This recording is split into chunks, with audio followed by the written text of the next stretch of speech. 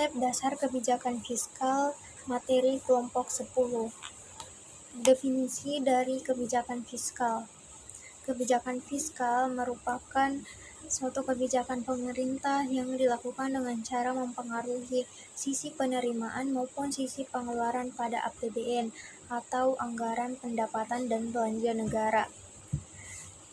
Segala macam kebijakan yang berkaitan dengan APBN digolongkan sebagai kebijakan fiskal. Misalnya kebijakan bidang perpajakan, kebijakan hutang luar negeri, dan kebijakan peningkatan pengeluaran pemerintah. Adapun konsep dasar kebijakan fiskal meliputi beberapa prinsip utama. Pertama, pengeluaran dan pendapatan. Kedua, tujuan ekonomi. Ketiga, pengaruh terhadap agregat demand. Kemudian dampak distribusi, keberlanjutan fiskal, efisiensi dan efektivitas, serta sinkronisasi dan kebijakan moneter. Lanjut tentang tujuan kebijakan fiskal. Tujuan kebijakan fiskal itu adalah meningkatkan kualitas sumber daya manusia dan menekan angka pengangguran. Kemudian memastikan stabilitas harga, meningkatkan laju investasi, stabilisasi ekonomi, distribusi pendapatan dan kekayaan, pembiayaan program publik, dan mengendalikan defisit dan utang. Fungsi kebijakan fiskal ini memiliki beberapa fungsi yang penting dalam pengaturan ekonomi suatu negara, antara lain pengaturan pertumbuhan ekonomi, stabilisasi siklus bisnis, distribusi pendapatan dan kekayaan, pembiayaan program publik, dan mengendalikan defisit dan utang. Kemudian ada jenis kebijakan fiskal. Kebijakan fiskal adalah kebijakan pemerintah yang terbagi menjadi beberapa kategori. Adapun selengkapnya tentang jenis kebijakan fiskal itu sebagai berikut. Ada dari segi teoritis, penerapan, kemudian neraca pembayaran. Dari segi teoritis, kebijakan fiskal di Indonesia terbagi 3, yaitu kebijakan fiskal fungsional, terencana, dan insidental. Kebijakan fiskal fungsional adalah kebijakan yang diambil demi meningkatkan kualitas ekonomi secara makro dengan dampak yang baru terlihat dengan jangka panjang. Kemudian kebijakan fiskal disengaja atau terencana adalah kebijakan yang manipulasi anggaran negara. Kemudian kebijakan fiskal tak disengaja atau insidental merupakan kebijakan fiskal yang tak disengaja, yaitu kebijakan berupa penetapan keputusan atau aturan yang melindungi stabilitas ekonomi sektor non-pemerintah. Contohnya penetapan harga eceran tertinggi. Selanjutnya dari segi penerapan. Itu terbagi 2, ada kebijakan ekspansif dan ada kebijakan kontraktif. Kebijakan ekspansif adalah kebijakan yang diambil pemerintah saat ekonomi melemah dengan menaikkan anggaran belanja serta menurunkan atau meniadakan pajak bagi sektor tertentu. Kemudian kebijakan fiskal kontraktif, kebijakan fiskal yang menurunkan belanja pemerintah dan menaikkan pajak. Selanjutnya ada neraca pembayaran. Neraca pembayaran terbagi atas 4, yaitu kebijakan fiskal seimbang, kebijakan fiskal surplus, kebijakan fiskal defisit, dan kebijakan fiskal dinamis. Kebijakan fiskal seimbang adalah kebijakan yang diambil untuk menjaga keseimbangan antara penerimaan dan pengeluaran. Kalau kebijakan fiskal surplus adalah kebijakan fiskal yang diambil ketika pemasukan lebih banyak dari pengeluaran. Kemudian kebijakan fiskal defisit. Kebijakan fiskal defisit adalah regulasi fiskal guna mengatasi kekurangan pemasukan dibanding pengeluaran. Salah satu contohnya yaitu kebijakan fiskal defisit adalah utang luar negeri. Kemudian kebijakan fiskal dinamis. Jenis kebijakan fiskal terakhir Dari segi penerapan adalah regulasi fiskal dinamis yang ini kebijakan ekonomi yang diambil sewaktu-waktu saat suatu negara membutuhkan. Kemudian slide terakhir yaitu instrumen kebijakan fiskal. Nah, instrumen kebijakan fiskal ini terbagi atas 5: anggaran, perpajakan, pengeluaran publik, pekerjaan umum, dan utang publik. Anggaran ini adalah instrumen yang berguna untuk menilai fluktuasi suatu perekonomian. Prinsip-prinsip anggaran yang berbeda telah dirumuskan oleh para ekonom yang dikenal sebagai anggaran seimbang tahunan, anggaran seimbang, anggaran kompensasi yang dikelola penuh. Anggaran seimbang artinya menyiratkan surplus anggaran dalam periode yang sejahtera dan menggunakan penerimaan pendapatan surplus untuk pensiun utang publik. Kalau anggaran seimbang tahunan, ekonom klasik mengemukakan prinsip anggaran berimbang tahunan. Mereka mempertahankannya dengan kekuatan sampai krisis yang berakhir pada 1930-an. Kemudian anggaran kompensasi yang dikelola penuh. Kebijakan ini menyiratkan penyesuaian yang disengaja dalam pajak, pengeluaran, pendapatan, dan pinjaman publik dengan moto untuk mencapai pekerjaan penuh tanpa adanya inflasi.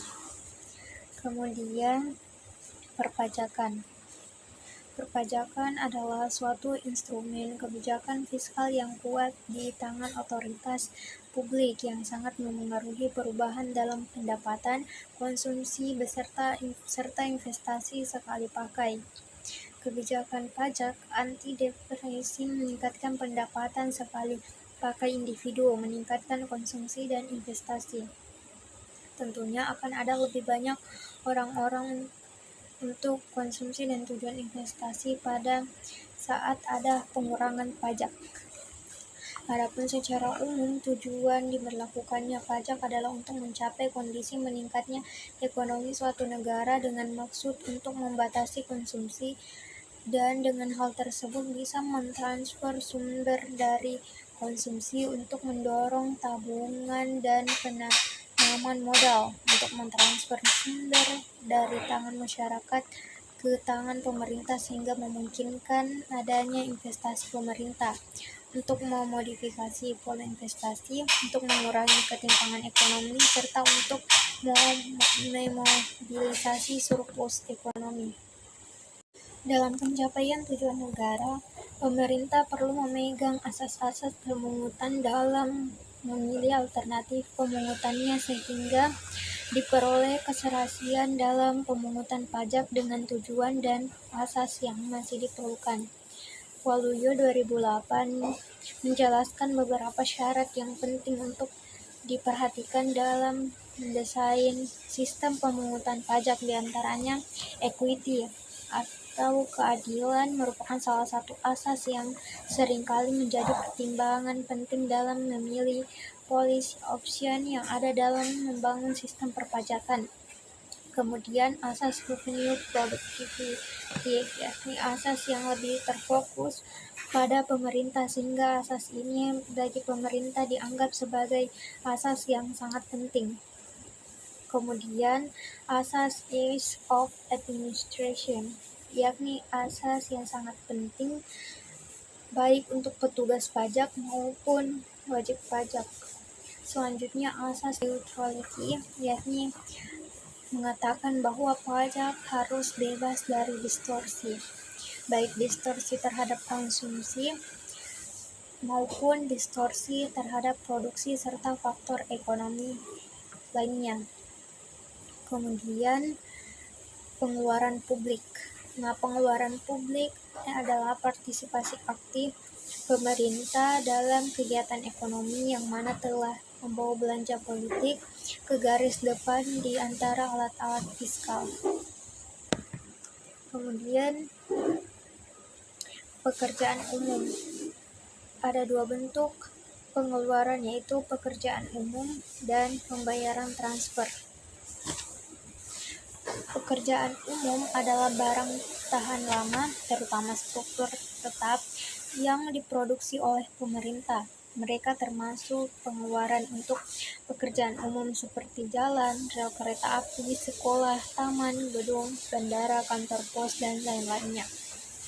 Kemudian pembayaran transfer adalah pembayaran seperti bunga atas utang publik, subsidi, pembayaran bantuan, pensiun, pengangguran, manfaat asuransi, dan lain-lain.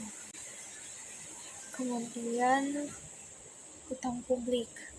Nah, utang publik ini adalah senjata fiskal yang bagus untuk melawan inflasi dan deflasi. Ini membawa stabilitas ekonomi dan pekerjaan penuh dalam ekonomi seperti faktor penyebab kesenjangan ekonomi.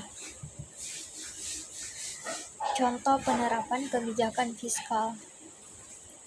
Ini ada soal, yakni fungsi konsumsi masyarakat adalah C sama dengan 40 miliar rupiah ditambah 0,75 Y. Pemerintah menetapkan pajak sebesar TX sama dengan 30 miliar rupiah. Nah, dari data tersebut ditanyakan, hitunglah besarnya konsumsi dan tabungan sebelum adanya pajak dari pemerintah. Kemudian D, hitunglah besarnya pengeluaran, konsumsi dan tabungan setelah adanya pajak apabila tingkat pendapatannya 120 miliar rupiah. Nah, untuk menjawab soal A, besarnya C dan S apabila tanpa pajak, kita hitung dulu pengeluaran konsumsi.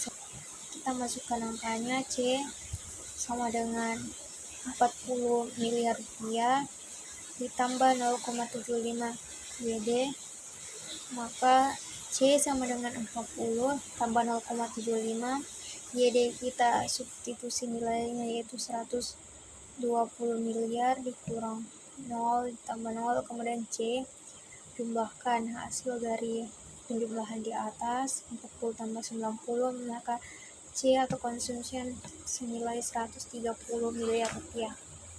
Kemudian besarnya tabungan disimbolkan dengan S dengan rumus S sama dengan YD dikurang C.